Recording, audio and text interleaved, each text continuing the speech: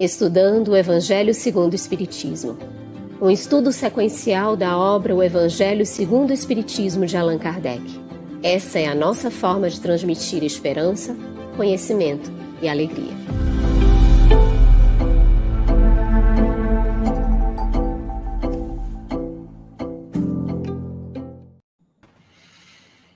Olá, nossa saudação fraterna a você que está nos acompanhando no Estudando o Evangelho segundo o Espiritismo. Uma satisfação, Luziane, estarmos dividindo aqui a nossa tarefa, aprendendo juntos. E hoje nós temos as nossas intérpretes para Libras, Eliane Carvalho e Tainã Tinum, quem nós agradecemos muito, do grupo de Estudos Surdos Espíritas. E também os nossos convidados de hoje, Calcide Sarroris, que é nosso companheirão, nós trabalhamos já há bastante tempo juntos, é coordenador do estudo aprofundado da doutrina espírita da Federação Espírita do Estado de Goiás, a FEGO, e também recebemos a nossa querida Marluce Ferreira, facilitadora do Evangelho Rede Vivo da Federação Espírita do Estado de Alagoas e do Evangelho Rede Vivo também da FEB, e vice-presidente da Fraternidade Espírita Joana de Ângeles, de Maceió, Alagoas. E os nossos agradecimentos também aos nossos parceiros de transmissão simultânea. Cumprimentamos a você, Carlos. Uma alegria estar aqui contigo nesta tarefa. Cumprimentamos as nossas queridas intérpretes, os nossos convidados, Calci e Marluce. Gratidão por estarem aqui conosco. E a todos vocês que estão aqui chegando, já deixando seus cumprimentos, suas mensagens. Lembrando que esse estudo do Evangelho segundo o Espiritismo é uma construção nossa. Então, vamos participando, colocando perguntas, aproveitando que os nossos convidados estão aqui à disposição para nos responder, para tirar as nossas dúvidas. Então, vamos colocando as perguntas, comentários, fazendo desse momento uma construção nossa. E nós vamos começar hoje o capítulo 9 do Evangelho segundo o Espiritismo. Ele está intitulado Bem-aventurados que são brandos e pacíficos, e com os temas injúrias e violências, e a primeira instruções dos Espíritos, que é a afabilidade e a doçura. Então, para a gente começar, já trazendo para os nossos convidados o primeiro questionamento, o estímulo de comentário, nós vamos trazer os trechinhos que estão no Evangelho de Mateus e que foram destacados pelo nosso codificador. A gente já comentou aqui algumas vezes que o Evangelho segundo o Espiritismo, na grande maioria dos capítulos, se destaca por trechinhos que o nosso codificador coloca do Novo Testamento e, em seguida, os seus comentários, as suas reflexões, para depois as instruções dos Espíritos. Então, nesse capítulo 9, a gente tem 3 destaques. E o primeiro deles, bem-aventurados os que são brandos, porque possuirão a terra. Está em Mateus, capítulo 5, versículo 5. Bem-aventurados os pacíficos, porque serão chamados filhos de Deus. Mateus, capítulo 5, versículo 9. E o item 3 que Kardec destaca. Sabeis que foi dito aos antigos, não matareis, e quem quer que mate merecerá condenação pelo juízo. Eu, porém, vos digo que quem quer que se puser em cólera contra seu irmão, merecerá condenado no juízo. Que aquele que disser a seu irmão raca, merecerá condenado pelo conselho. E que aquele que disser és louco, merecerá condenado ao fogo do inferno. Isso está em Mateus, capítulo 5, versículos 21 e 22. Lembrando que esse capítulo de Mateus é o que inaugura o Sermão da Montanha e que são as bem-aventuranças ali inicialmente. E aí gostaríamos de perguntar aos nossos convidados, trazer para eles esses 3 textos, esses 3 trechos, e perguntar quais são os seus comentários, o que eles podem trazer como reflexões a partir deles. Calci, Marluce, por favor.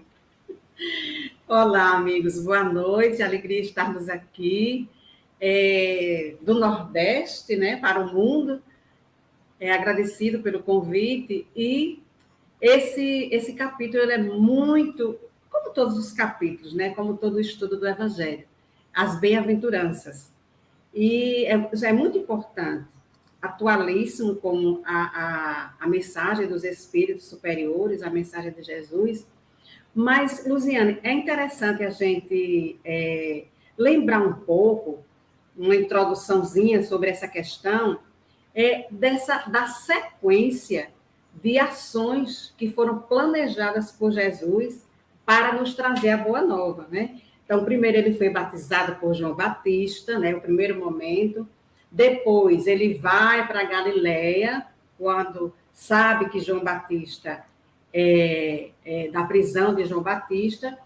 Depois ele escolhe os 12 amigos, os 12 companheiros, os 12 apóstolos, e inicia a sua pregação nas sinagogas, começando também a realizar as curas. E aí já começa a multidão a perceber que ali, naquele Galileu, naquele Nazareno, tinha algo diferente. E o outro passo, a outra grande ação planejada por Jesus foi justamente a quinta ação, que a gente pode colocar assim, que ele sobe ao monte, né, para proferir o seu grande discurso, o primeiro discurso inaugural da sua mensagem, justamente lançando para a humanidade as bases do seu evangelho. Então, o Sermão do Monte. E neste capítulo, que a gente vai estudar aqui hoje, os brandos e pacíficos, Kardec reúne aí duas bem-aventuranças, né? Bem-aventurados os mansos e bem-aventurados os pacíficos ou pacificadores, que você já colocou aí muito bem registrada por Mateus.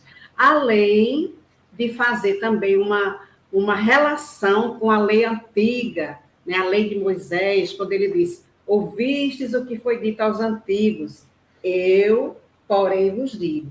Então, é esse primeiro discurso que é a síntese, né, o alfa e o ômega, o começo e o fim da doutrina de Jesus, que traz para nós essa exortação, esse incentivo, esse estímulo e esse consolo, naquela época, como hoje, aos oprimidos, aos enlutados, aos órfãos, às vítimas do poderio romano, do Império Romano, e que foi pronunciado ali para aqueles judeus que estavam por ali, às margens do Mar da Galileia, né? E também para os habitantes daquelas províncias que estavam ali, Corazim, Betsaida. Estou aqui imaginando, me lembrando, parece até que eu estava lá, viu, Carlos? Betsaida, Corazim, enfim, foi um momento assim muito importante para a humanidade. E aí eu não sei se eu paro aqui ou se Calci quer continuar ou se eu vou embora falando. Por mim, eu te ouço o dia inteiro, de oportunidades que a gente tem. Mas é interessante essa sua abordagem, né?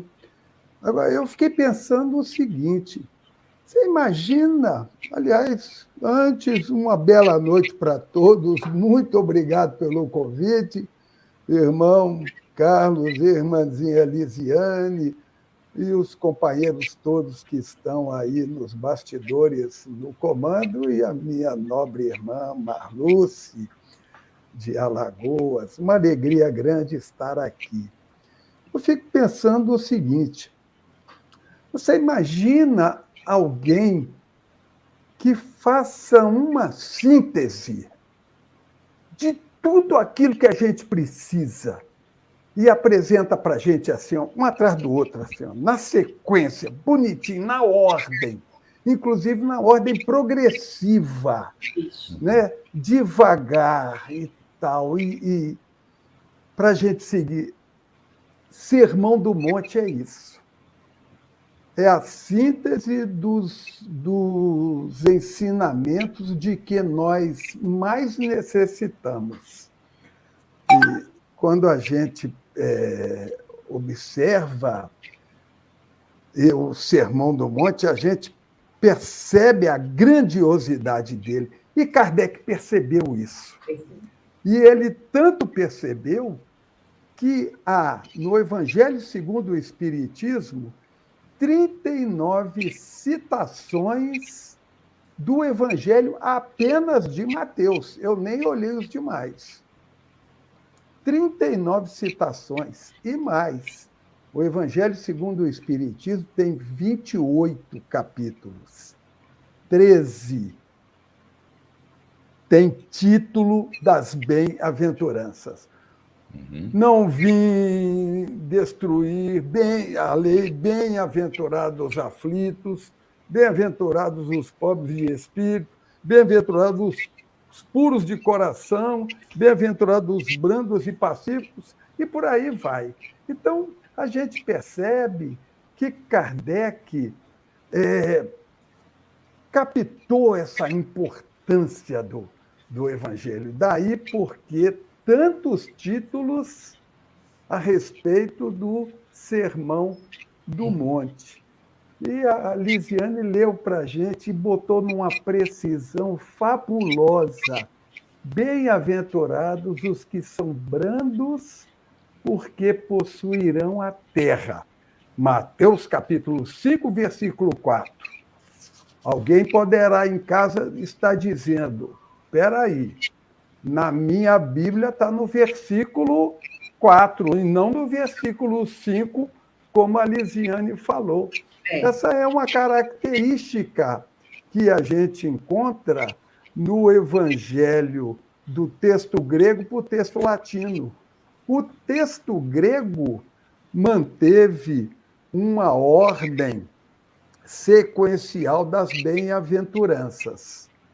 E o bem-aventurados os brandos, ele está no versículo 5, quando no texto da Vulgata Latina, não é, utilizada, portanto, pelos nossos queridos irmãos católicos, este ensinamento está no versículo 4.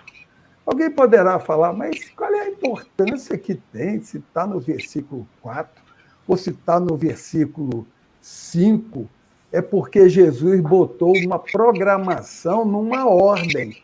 E até mesmo as bem-aventuranças, se a gente olhar para as bem-aventuranças, nós vamos perceber que ali está representada toda a evolução humana. Bem-aventurados os pobres de espírito, ou seja, aquele espírito inicial, né? Aquele que está nas suas primeiras encarnações, despossuído de tudo. E aí ele vem com bem-aventurados aflitos, começou a pagar boleto, começou a ter a vida por sustentar. E aí a mansuetude vem depois da aflição. Então, por isso que eu acho que o texto grego estaria realmente no versículo 5 e não no versículo 4. Agora, tem uma outra observação também, se vocês me permitem. Em alguns textos, não está bem-aventurado os mansos. Não está bem-aventurado os brandos, mas sim bem-aventurados os mansos. Espera aí, Jesus falou brando, ele falou manso. O que foi que Jesus disse? Bom, o que foi que o Mateus anotou daquilo que Jesus falou em aramaico, que era a língua do povão, e Jesus falou para o povão. O texto, depois de Mateus, foi escrito em grego. No início do século V, foi passado para o latim. E Kardec utilizou uma Bíblia muito popular na França, de um homem chamado Louis Saucy. O nome dele é maior, um pouquinho. Louis Saucy. E lá nesta Bíblia de Saucy está escrito bem-aventurados os pacíficos, quando, na verdade, como a Marluce chamou a atenção, o texto original está bem-aventurados os pacificadores, porque tem uma diferença enorme da pessoa ser pacífica e ser pacificadora. O pacífico é aquele que já resolveu não brigar com ninguém. O pacificador é aquele que promove a paz aos outros, muitas das vezes ele mesmo estando em turbilhão. O interessante é isso. Então, são informações muito bonitas que tem aí nesse texto tão pequenininho, tão rico, para a gente conversar a respeito. Muito bom. Já estamos recebendo algumas perguntas, daqui a pouquinho a gente vai atendendo. Queríamos também que vocês comentassem um pouquinho sobre a questão da intenção. O que a intenção tem a ver com agravamento ou atenuação da falta? Então, intenção. Se a gente for no dicionário assim, bem rasteirinho, intenção é tudo aquilo que uma pessoa espera que aconteça. Por exemplo, sua intenção era brigar. Então, é o que vai acontecer, é o que ela deseja, é o que ela pretende. Intenção é o propósito. E a intenção, como está aqui no Evangelho, ela agrava uma falta quando está imbuída de um propósito ou desejo mau, negativo, constrangedor. E porque uma simples palavra ofensiva, ela exprime um sentimento. Às vezes, é o jeito como a gente diz a palavra, ela está carregada da energia boa, suave, e a mesma palavra, quando dita com desejo mal, ela está carregada de coisa ruim, de negatividade. A gente sente isso. Então, essa negatividade na palavra, ela é contrária, é um sentimento contrário à lei de amor, à lei da caridade, e fere as relações de simpatia e de amizade. Então, quando o texto fala sobre isso, a gente se lembra também daquela passagem de Jesus, quando ele se dirige lá aos fariseus, né, dizendo, raça de víboras, como podem vocês, que são maus, dizer coisas boas? Pois a boca fala do que está cheio o coração. Isso está em Mateus, lá mais para frente um pouquinho, no capítulo 12, versículo 34. Então, muitas vezes, a gente diz coisas que machucam as pessoas e nós nos arrependemos. Muitas vezes acontece isso, porque não era essa a nossa intenção, não era machucar. Então, isso atenua uma possível falta. Mas quando eu tenho a intenção, eu sei que vai machucar, e isso acontece muito com as pessoas que estão mais próximas da gente. Ainda no nosso estágio evolutivo de muito orgulho, muito egoísmo, às vezes a gente sabe exatamente o que dizer para machucar. Então, essa intenção agrava essa situação. Então, André Luiz orienta no livro Agenda Cristã, no capítulo 9, algo muito interessante para nós. Seja leal, mas fuja à franqueza descaridosa, de falar com rispidez, de falar azedo, como a gente costuma dizer aqui. A pretexto de ser realista, diz André Luiz, não pretenda ser mais verdadeiro que Deus.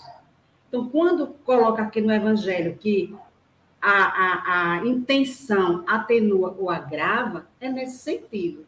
Para Deus, a intenção é o que vale.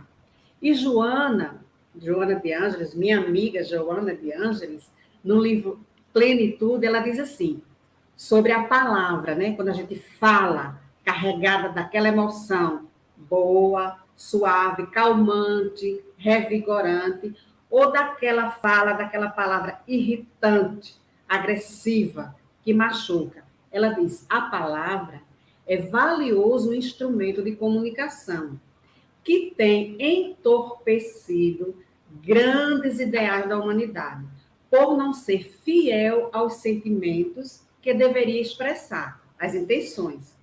A palavra que liberta igualmente escraviza, diz Joana. Deve-se pôr na palavra a discrição, que sabe como e quando falar, evitando gerar constrangimento e amargura. E em outro livro de Joana, no livro Convites da Vida, ela diz assim, enriquece o coração de amor e banha o cérebro com as luzes da misericórdia divina e da sabedoria, a fim de que fales, e fales muito, o de que está cheio o coração. Então, a gente precisa verificar, analisar do que está cheio o meu coração. De rancor, de mágoa, de negatividade, de azedume. É isso que eu vou falar, é isso que eu vou dar. Então, em outras palavras, usa a brandura, a mansuetude, a afabilidade, a doçura em palavras e atos, como está em nossa lição hoje. Calci? É interessante essa questão, Carlos, que você levanta a respeito da intenção, porque a gente percebe que até na lei humana, com toda a sua imperfeição, a gente constata que a intenção ela agrava ou atenua a falta cometida. Daí existe a questão do crime culposo e o crime doloso, ou seja, aquele que você faz sem a intenção de querer fazer e aquele que você faz mesmo porque quis, porque promoveu, pensou, articulou e executou. Então, imagina se a própria lei humana de um mundo de expiação e prova já tem essa possibilidade, imagina a justiça de Deus. É claro que na justiça de Deus prevalece a intenção. Olha, no Livro dos Espíritos, a questão 658, a questão 670, a questão 747, a questão 954, diz que para Deus a intenção é tudo. Olha a colher de chá que nós estamos recebendo da providência divina. É a intenção. É por isso que no Evangelho, no capítulo que fala dos mundos, da categoria dos mundos habitados, a pluralidade dos mundos habitados, a gente encontra a informação de que no mundo regenerado, o que prepondera é a intenção do bem. Ou seja, no mundo regenerado, as pessoas ainda vão errar, mas sem o dolo. Apenas errou por inabilidade, por não saber e tal.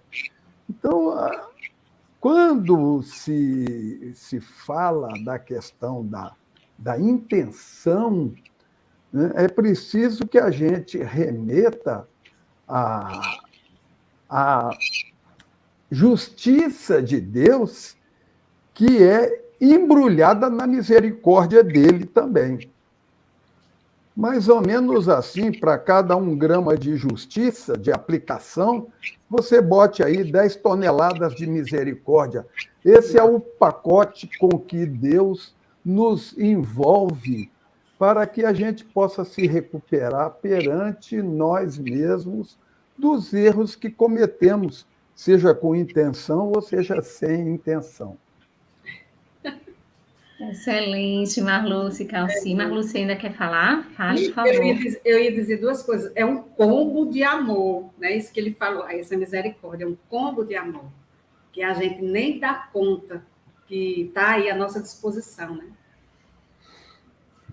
Isso mesmo, obrigada. Às 21h33, a Luciene colocou uma observação. Boa noite. Graças, consegui hoje ao vivo. Gratidão a todos. Amo este cuidado neste aprendizado. Deus abençoe a todos. Que bom que você está aqui com a gente, Luciene. E o Giovano, lá da cidade de Itabuna, aqui na Bahia, né? Boa noite, amigos. Acompanhamos a live e aproveitamos para fazer nossas reflexões em torno do Evangelho no Lar. Olha que interessante. Fazendo as conexões aqui do nosso estudo, também com o Evangelho no Lar, essa bênção que nós temos a oportunidade de nutrir no nosso ambiente do lar. E a Marlene Viegas, às 21h48, colocou assim: vocês poderiam me explicar o item 5? E é exatamente agora, Marlene, para onde a gente vai. A gente vai convidar o Calci, a Marluce, para eles refletirem com a gente esse item 5. E no item 5 a gente encontra algumas curiosidades e aqui vai o questionamento.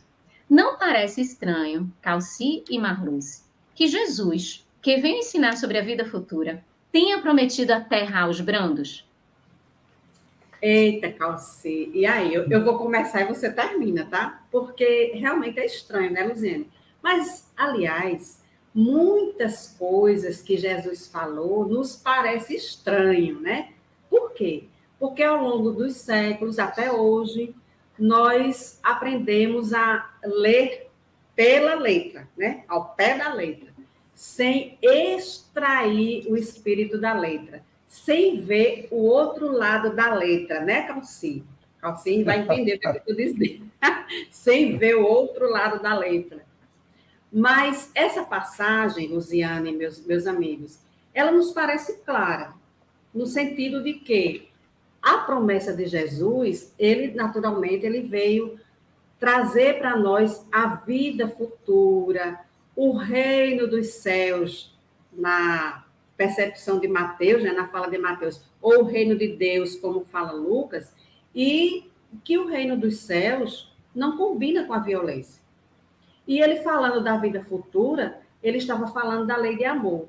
E Calci começou a colocar aqui para nós sobre a pluralidade dos mundos habitados, e naquele momento que Jesus estava falando, como ainda hoje, né, as coisas da terra que eram assambarcadas, tomadas dos simples e dos mansos pela violência, então Jesus estava falando dessa vida futura, falando da plenitude espiritual, vislumbrando o futuro da terra, que foi, como o Calcino colocou para a gente, ensinado por Kardec didaticamente, assim, a progressão dos mundos.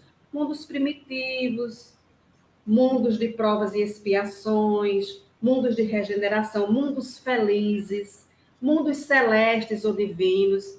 Então, Jesus orienta que nós estamos num mundo de muita turbulência, mas que precisamos das coisas deste mundo. Então, ele oferece aos mansos, mas ele estava se dirigindo ao futuro.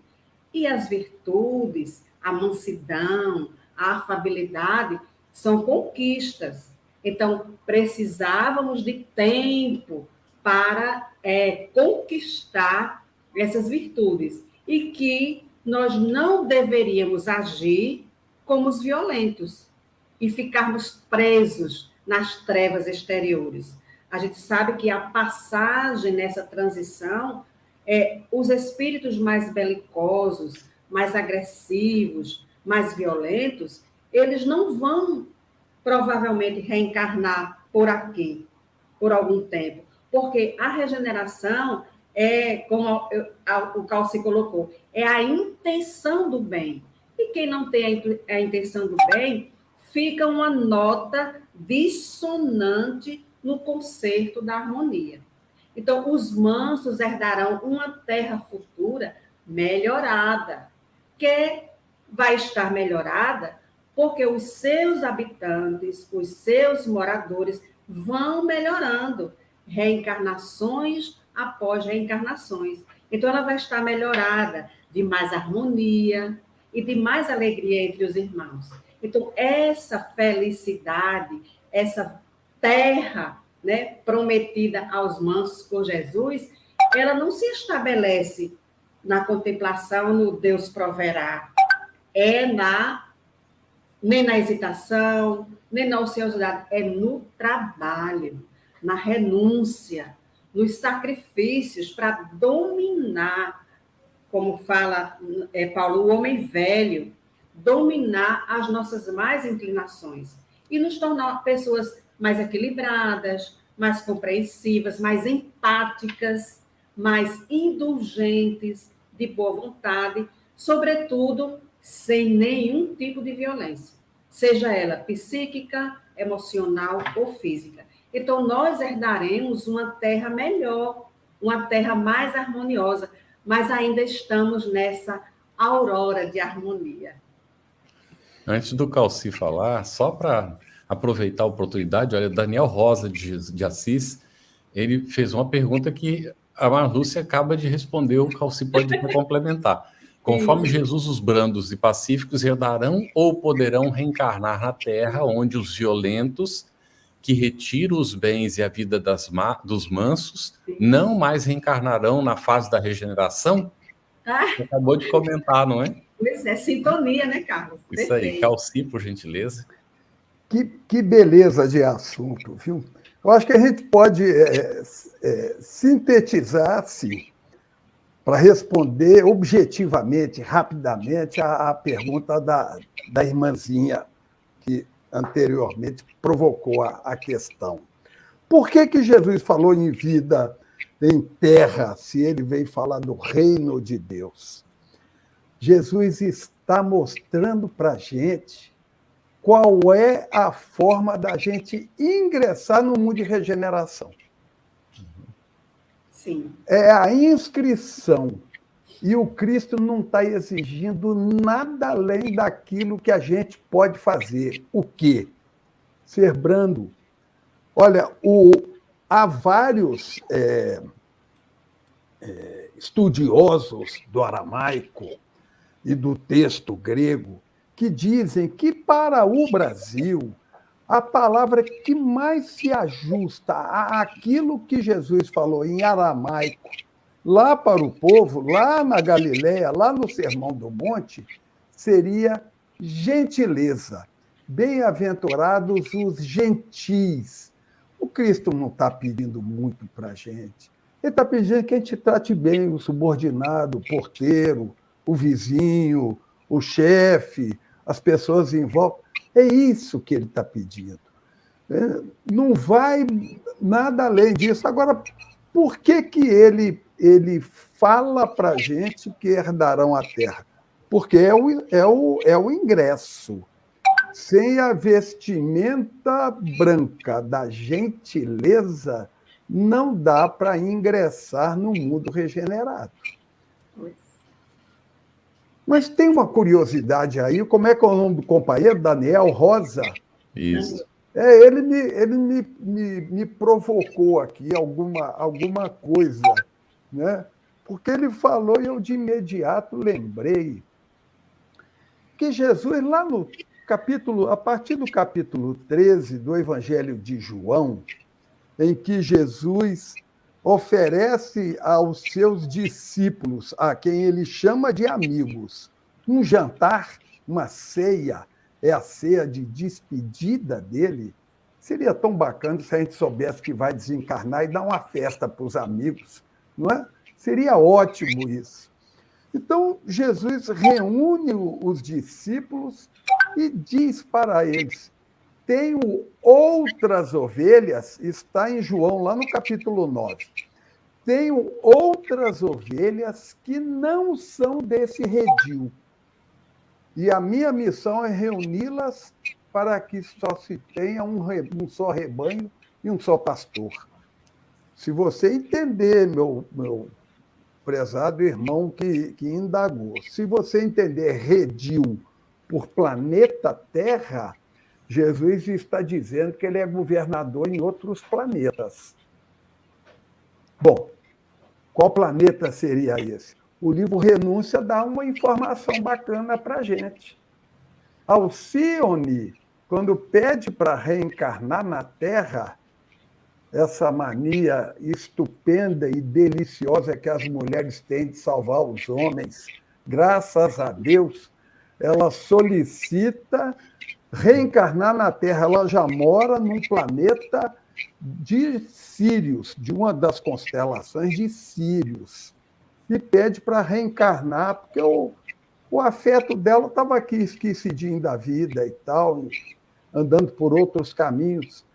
E quando ela solicita, o instrutor diz para ela: isso é possível, pois o Cristo é o mesmo.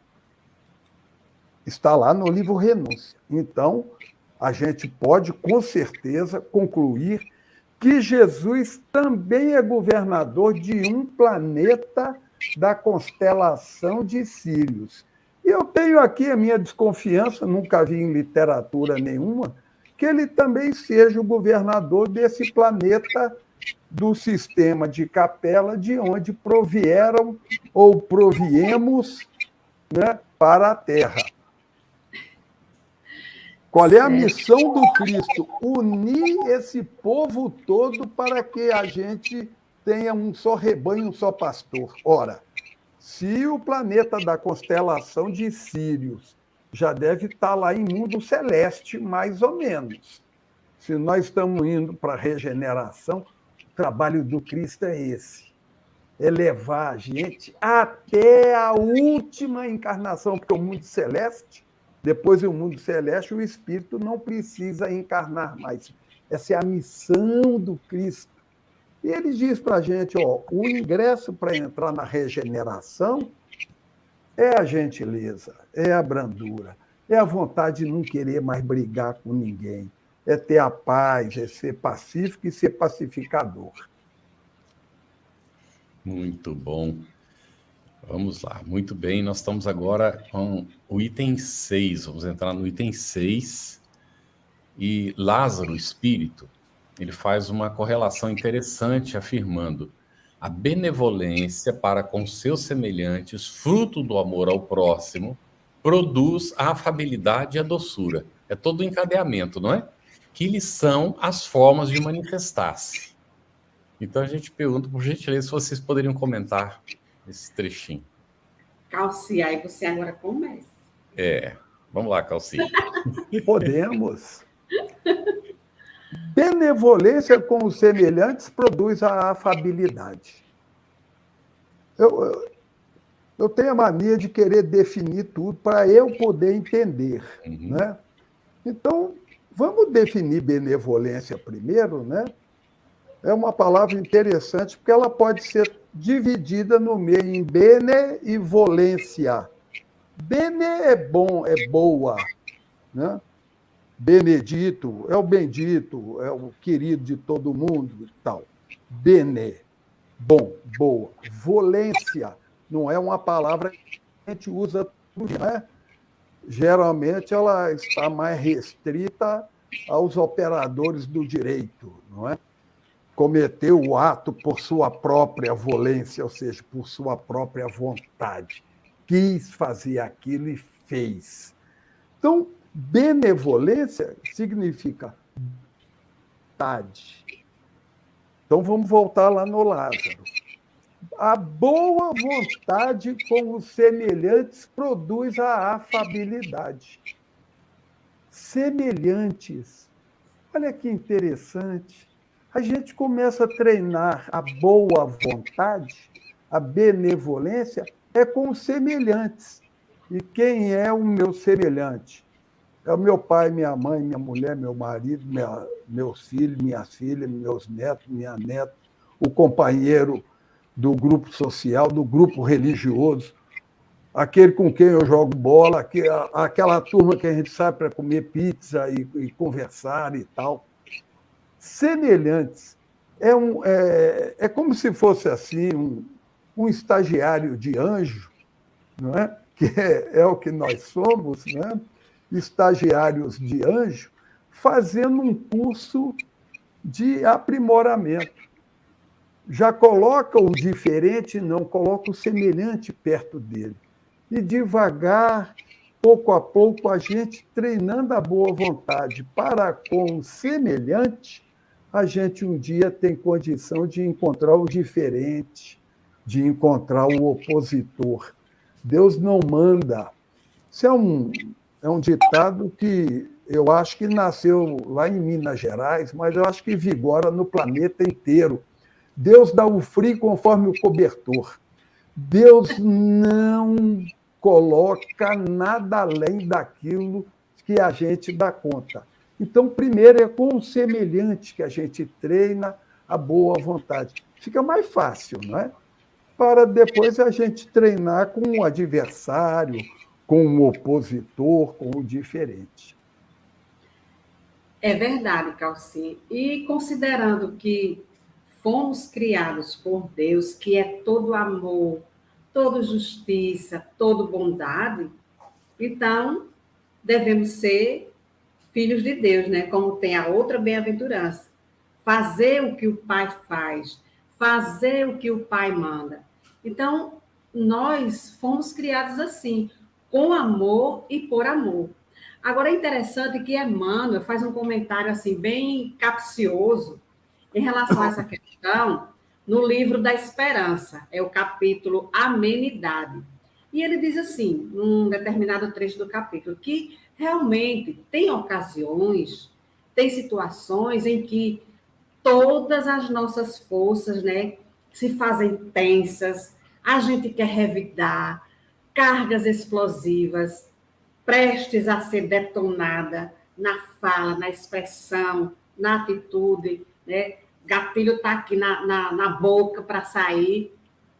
Tem momentos assim que a gente tem reação diante do mal, uma fagulha de mágoa que brota do nosso íntimo, apimentado pelo desespero, na palavra de Emmanuel, mas ele diz, entretanto, mesmo que a indignação se te afigure justificada, reflete para falar, reflete para agir, porque a palavra, e aqui mais uma vez ele se refere aqui à palavra, não foi criada para se converter em raio da morte, mas na gentileza, na docilidade.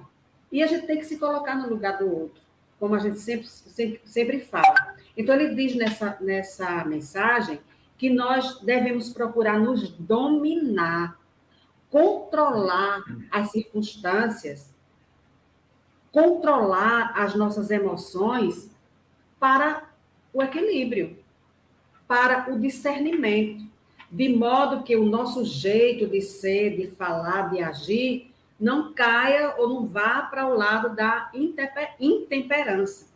Então, sejamos dóceis, sejamos afáveis, porque o mundo já tem tanta guerra, né? Já tem tanta briga, as pessoas são tão agressivas, desesperadas no trânsito, dentro de casa, na casa espírita, né? No trabalho.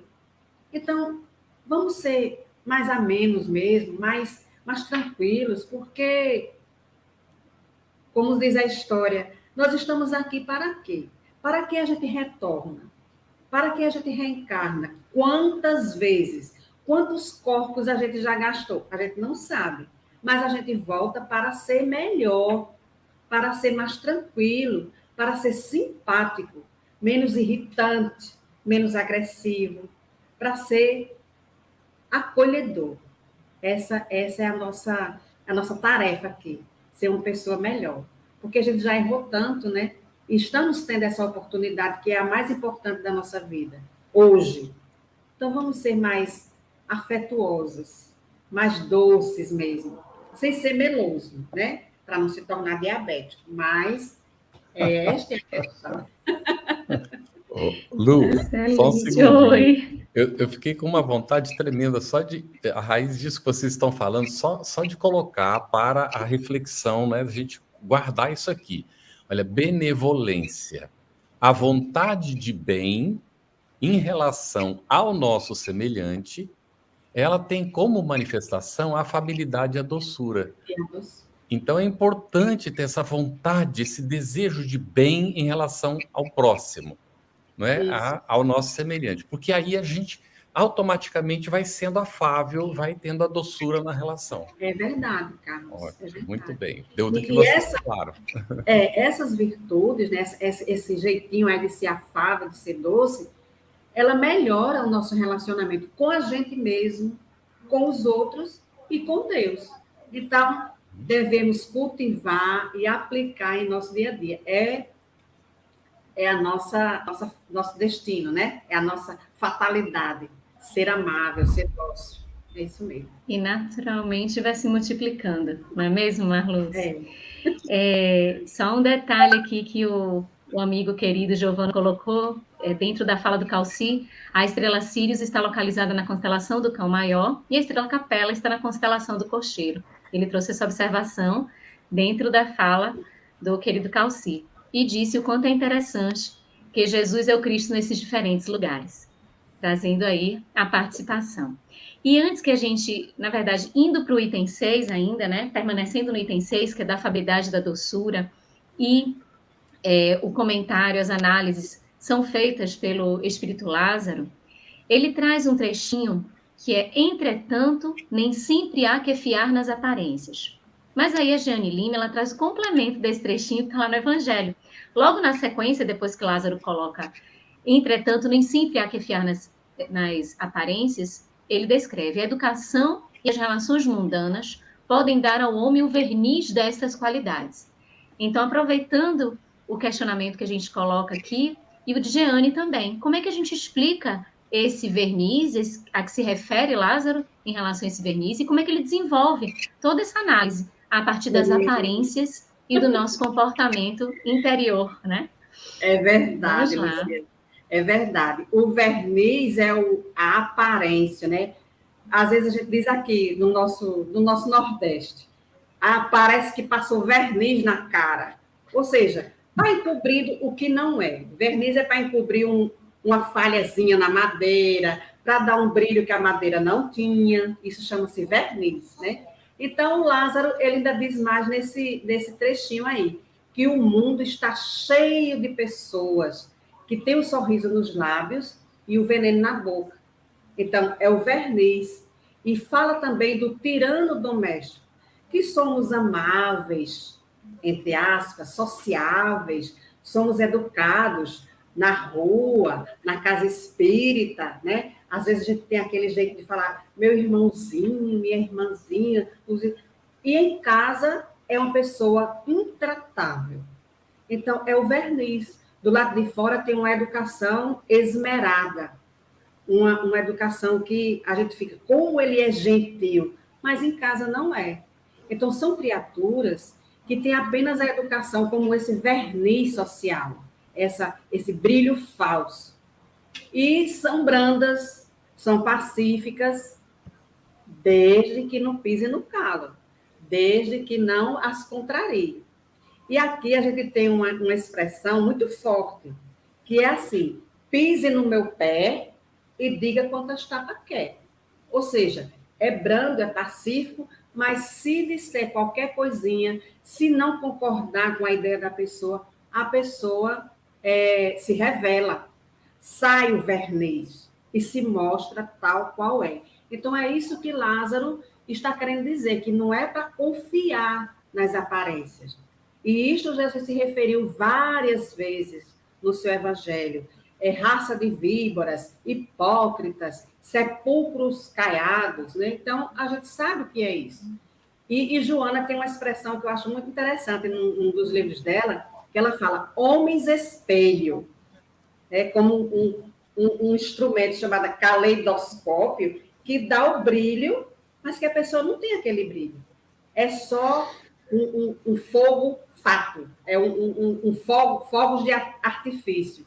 Então, esses homens espelhos, a gente vê tanto hoje nas redes sociais, no Instagram, no Facebook, nas redes sociais da vida, que a gente usa, que eu nem uso, que eu nem sei, mas eu sei como é, usa o filtro, né, Luciane? Usa o filtro para parecer mais bonito, uma maquiagem bonita, uma idade que não tem, não aparece mancha de pele, enfim. Então, isso é o verniz social. Diante das câmeras, dos holofotes, tem um brilho, mas no ambiente doméstico, a coisa é diferente. Não é calcinha. Perfeitamente. Eu concordo sempre contigo. Você ia falar alguma coisa, Carlos? Sim, eu queria botar uma pimentinha agora no seu comentário, com essa pergunta da Angélica Jucá aqui, que está dentro do assunto. Olha, qual deve ser a nossa atitude com pessoas falsas e dissimuladas quando necessário a convivência, o convívio? Quando necessária o convívio, não é? Ele está colocando... Porque quando não é necessário, ninguém tem que suportar, né? Agora, quando é necessário, a pessoa está dentro de uma situação de aprendizado. Vamos dizer assim, um curso intensivo de paciência, não é? As pessoas estão sempre ensinando para a gente, né? Umas ensinam como ser, outras ensinam como não ser. Mas todo mundo é mestre, todo mundo está ensinando, né? Todo mundo tem algo a dizer. Esse texto aí de Lázaro, em que ele coloca a questão de não fiar na aparência alheia, não é? E nem é para a gente evitar sofrer a ação dos lobos em pele de cordeiro, os falsos cristos, os falsos profetas e etc. Mas a gente pode imaginar assim, porque enquanto a Marluce falava, eu imaginava assim, imagina uma pessoa cheia de defeito, muito defeito. Então, ela não consegue ser plenamente aquilo que ela aparenta em alguns ambientes. Isso é sinal de que ela deva deixar de ser boa e a gente tem que condenar ela naquele esforço para que ela seja aquilo que ela é mesmo? Evidentemente que não.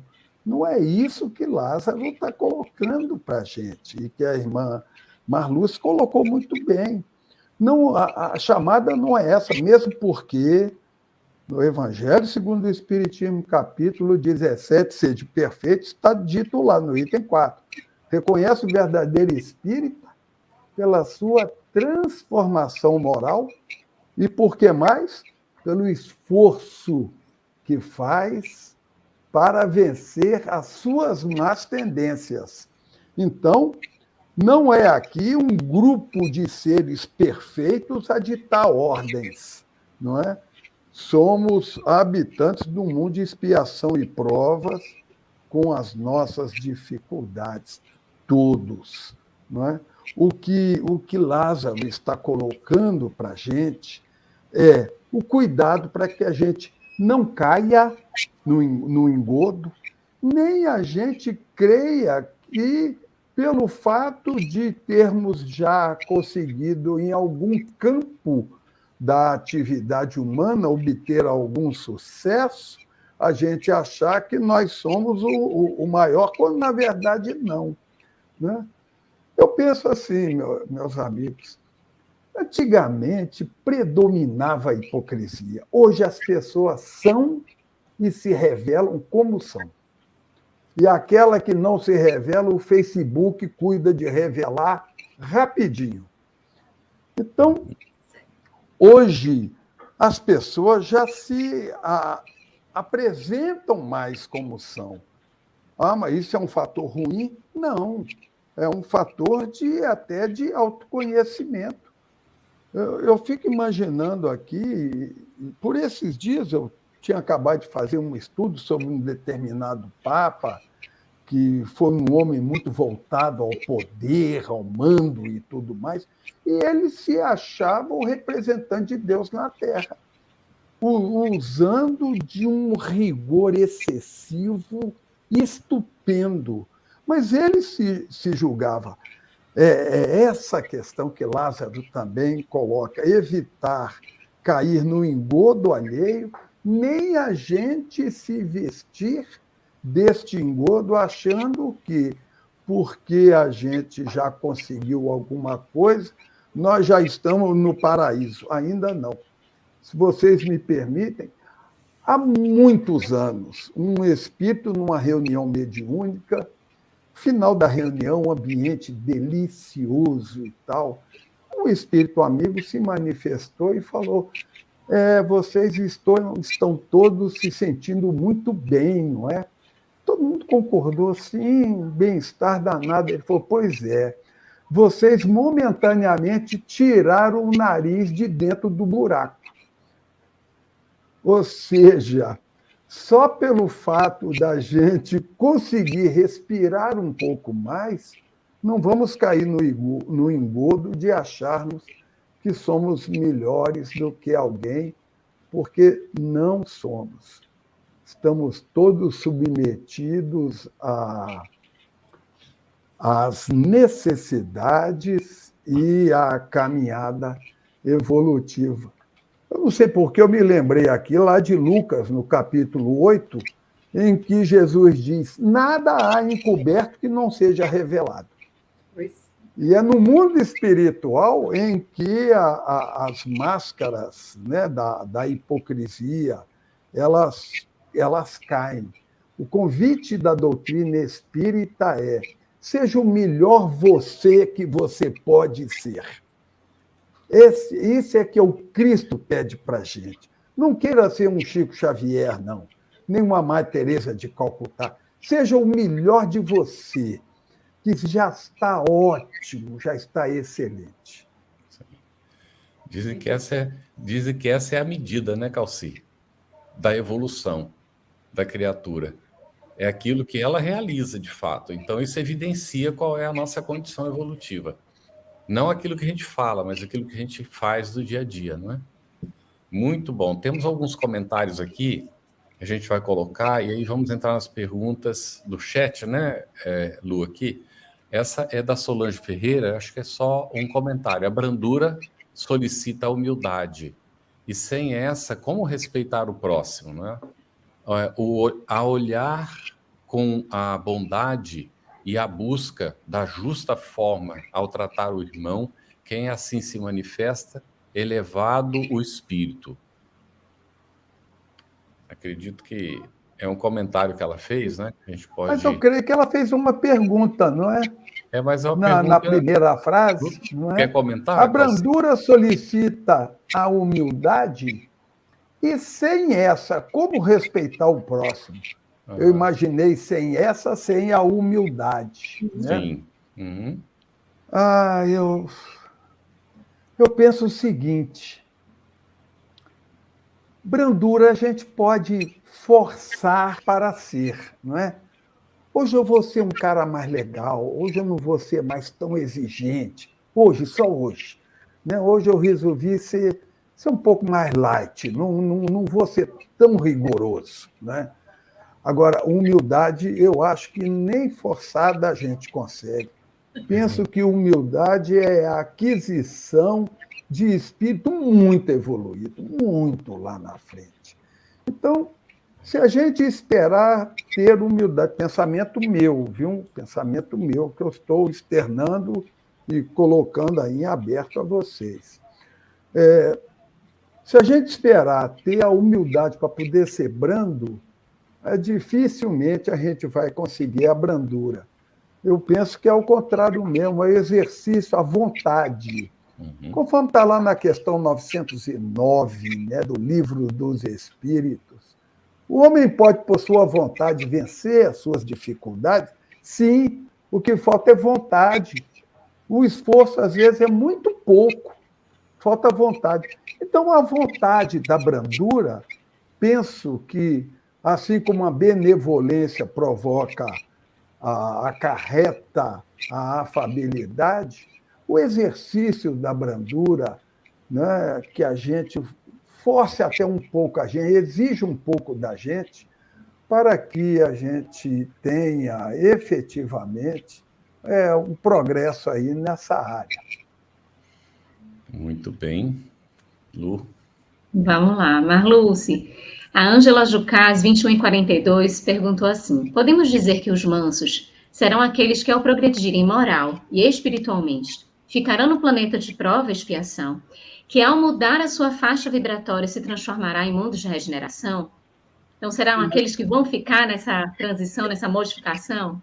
Vão ficar, né, espero, aqueles que se esforçam para serem brandos, pacíficos, colaboradores, proativos, companheiros, ou seja, aqueles que estão buscando a sua melhoria, o esforço, como já foi dito aqui. O que é que não combina com a regeneração? Porque na regeneração, o mal ainda vai existir, né? O bem vai estar bem mais evidente, bem mais saindo do nosso coração, dos nossos pensamentos. Então, a diferença é o esforço. E como o Calci colocou aqui, se a gente se esforça para ser melhor, para engolir algumas coisas, né? Não ser precipitado no falar, precipitado no agir, se a gente se esforça, então vamos ter ajuda, vamos ter incentivo, como está lá no Evangelho, exortar e consolar. Vamos continuar por aqui. Eu espero que a gente continue, mas é preciso esforço. A vontade, ajuda nunca faltou, nem faltará. Luz nunca faltou nem faltará. Há 2000 anos, Jesus fez o convite para a mansidão.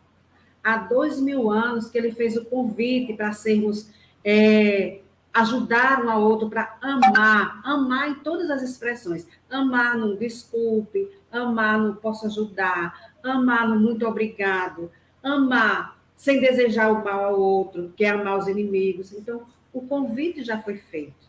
Muitos foram chamados, mas a questão é, eu me escolhi? Essa é a questão. Gente, nós temos bastante pergunta. Podemos fazer tipo um bate-bola? Papimba, assim, se vira nos 30. Se vira nos 30. A gente conseguir ter tempo de atender. Aqui, a que vem a seguir aqui, olha, do Geraldo Luiz Correia, pobres de espírito são os humildes, não? Calci. Opa, que beleza! Eu sendo fiel ao que eu falei, eu penso que não, né? Pode ser considerado, sim, né? Como pobre de espírito, a equivalência àquele que é humilde. Mas eu creio que, pela análise que eu tenho comigo, Jesus, quando fala bem-aventurados os pobres de espírito, porque é deles, o tempo verbal é uma beleza, está garantido. A gente pode entender o pobre de espírito, nesse contexto do Sermão do Monte, como aquele espírito nas suas primeiras encarnações.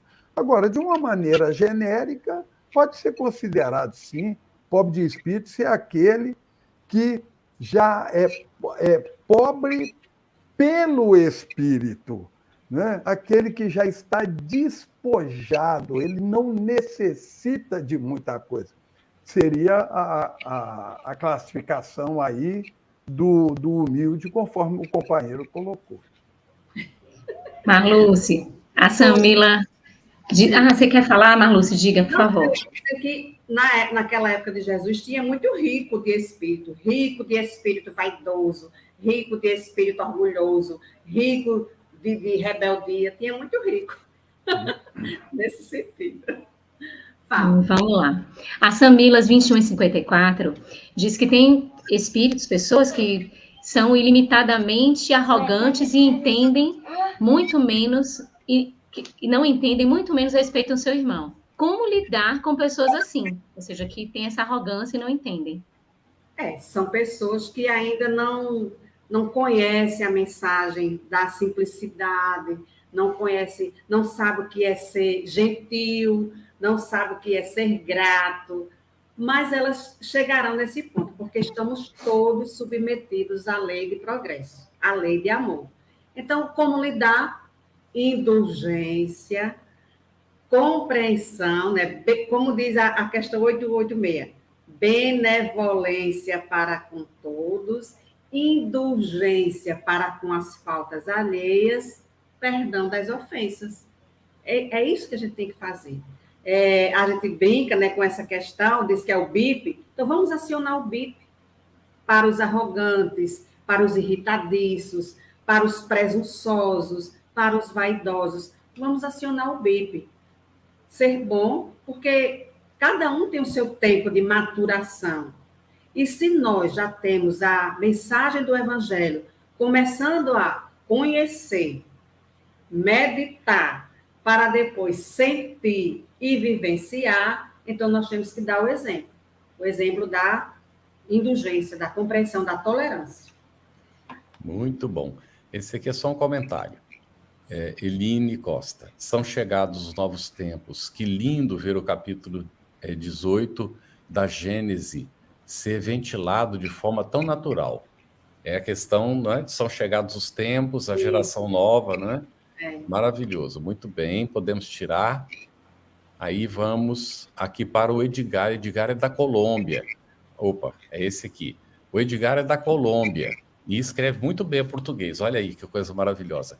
E ele fez uma pergunta direta para mim e vou responder. A dor física e mental produzida por uma enfermidade ou deformidade tem que se suportar ou se pode procurar ajuda médica? Se deve procurar ajuda médica. Tá bem? De forma nenhuma nós podemos nos acomodar na dor, no sofrimento. Se a gente tem o recurso, a gente deve procurar o recurso, recorrer à medicina, né, procurar o paliativo que seja, e também, naturalmente, a oração. Se nós temos à nossa disposição, pudermos ter ao nosso alcance passe, água fluidificada, recorrer a tudo isso, viu, Edgar? E aí vem agora aqui outra para o Calci. Vamos tirar essa daí. Nelson, Calci. Vocês julgam o seu hoje e esperam do seu amanhã o mesmo que experimentaram no passado? Em consequência de certa observação, trecho é de Cartas de Jesus, Sermão da Montanha. Por que esta carta é pouco divulgada? Você conhece isso, Calci? Não, infelizmente eu não conheço a carta. Vocês Também julgam o seu hoje e esperam do seu amanhã. O mesmo que experimentaram no passado. Em consequência, tal.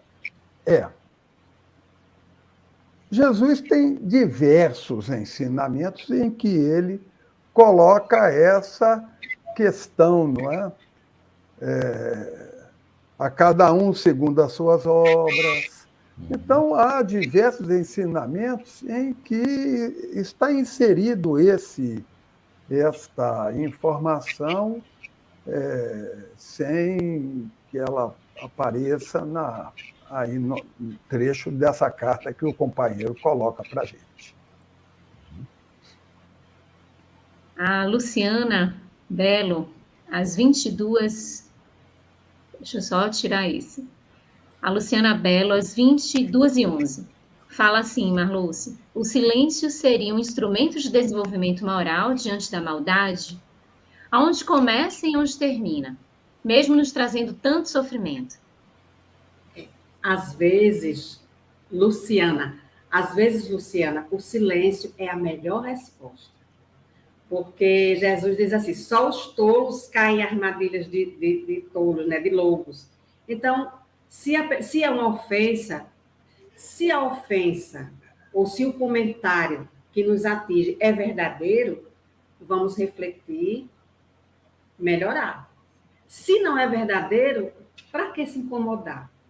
Então, o silêncio, às vezes, é o melhor ensinamento.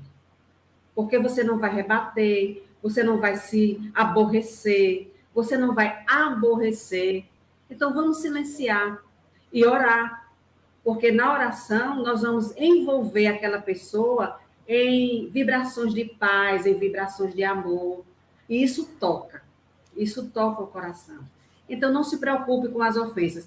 O que a gente tem que se preocupar é em não ofender. E se ofender, buscar a desculpa, o perdão, conversar com a pessoa. Então, vamos silenciar, sim. Às vezes, o silêncio traz muito mais calma do que a cólera, que é o próximo assunto, né? Na semana que vem.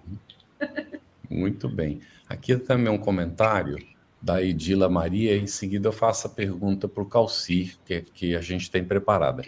Boa noite, muita paz. Quando faço culto no lar, que cai nessas páginas, eu fico muito angustiada e fico me vigiando, porque na outra semana sou cutucada e tenho que pôr em prática o que aprendo. Graças a Deus, não é, que a gente tem essa doutrina maravilhosa, o Evangelho, para nos orientar. Muito bem, Edila, é isso mesmo, não é? Esse é o nosso caminho, estar atentos e colocar em prática. Agora, Calci, do item 6, para a gente fechar. Qual é a característica da pessoa que possui a afabilidade e a doçura? Bom, o texto do Evangelho, né, esse texto extraordinário, nos diz que é aquele que é o mesmo, tanto na intimidade quanto na sociedade. Então, é aquele que já conseguiu fazer com que em todos os campos da atividade dele, ele seja a mesma. Ele sabe, é aquela pessoa que sabe, e esse saber pode ser consciente ou inconsciente, de que ele pode enganar os homens, mas ninguém engana a Deus.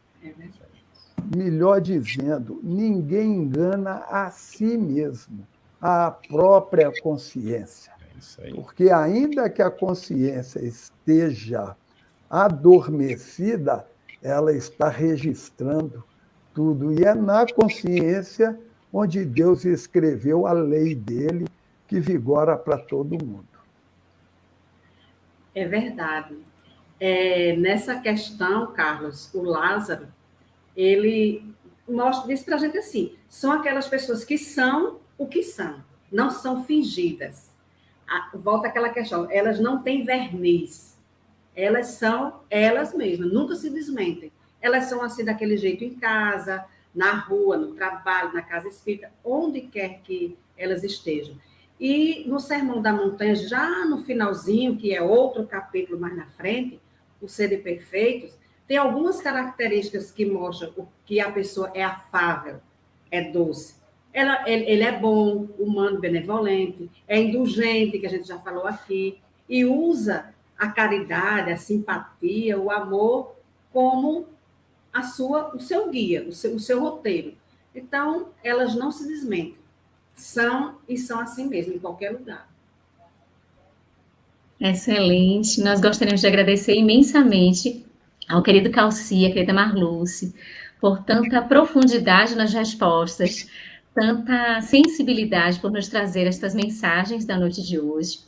Ao querido Carlos, por este momento aqui, as nossas intérpretes, pela sensibilidade na interpretação, a equipe que está aqui nos bastidores, por toda a condução também, e a todos vocês que estiveram aqui com a gente, que deixaram suas mensagens e trouxeram seus questionamentos, que participaram ativamente. Nós tivemos uma noite bastante ativa, de muitas perguntas e comentários.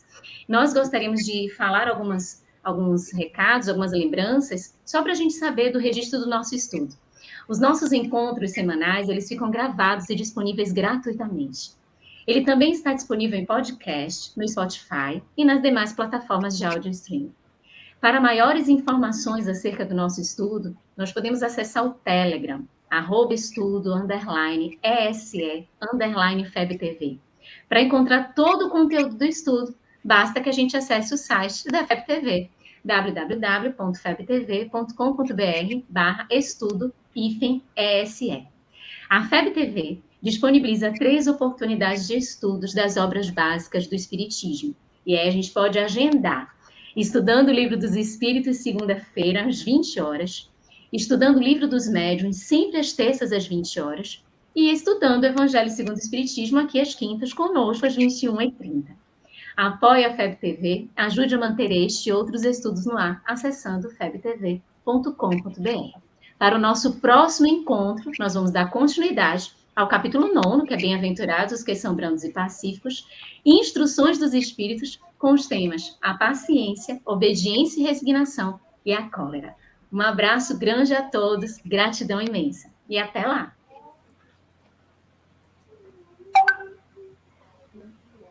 Estudando o Evangelho segundo o Espiritismo. Um estudo sequencial da obra O Evangelho segundo o Espiritismo de Allan Kardec. Essa é a nossa forma de transmitir esperança, conhecimento e alegria.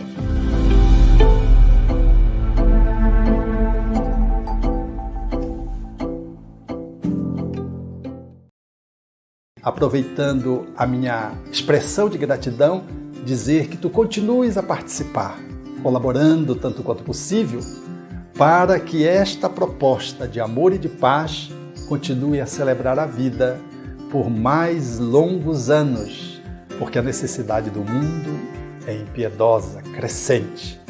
E nós não podemos, que vivemos o bem, ficarmos ociosos, parados e contemplando, achando que Deus vem fazer aquilo que nós precisamos fazer. Minha gratidão, o meu abraço e o meu terno convite para que continuamos juntos com a FebTV no ar, brilhando luz.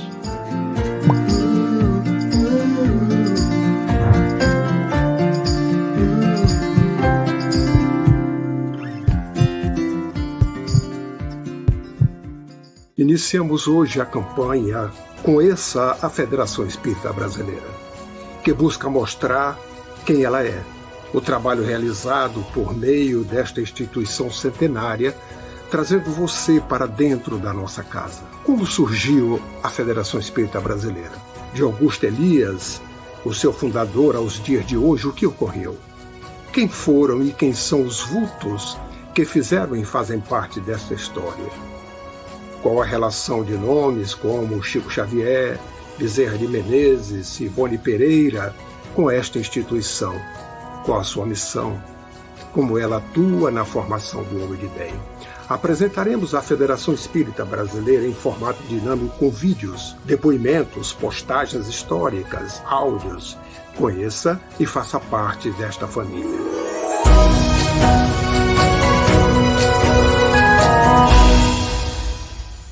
A Federação Espírita Brasileira lança o portal FEB Podcast, com conteúdos em áudio que objetivam esclarecer e consolar corações para uma postura de vida com fé, harmonia e esperança.